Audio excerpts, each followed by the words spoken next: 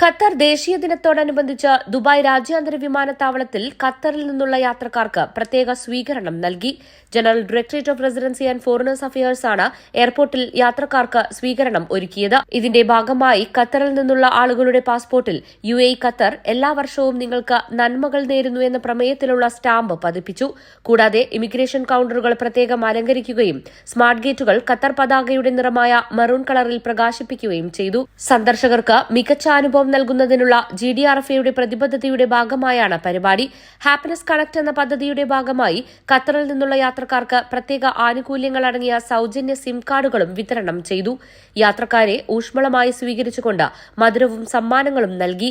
ദേശീയ ദിന അവസരത്തിൽ തങ്ങളുടെ പങ്കാളിത്തം രണ്ട് രാജ്യങ്ങൾ തമ്മിലുള്ള സഹോദര ബന്ധത്തിന്റെയും പരസ്പര ബഹുമാനത്തിന്റെയും മൂല്യം വീണ്ടും സ്ഥിരീകരിക്കുന്നുവെന്ന് ദുബായ് വിമാനത്താവളത്തിലെ immigration sector assistant director major general Talal Ahmed Al Shankiti പറഞ്ഞു. World vision, Dubai.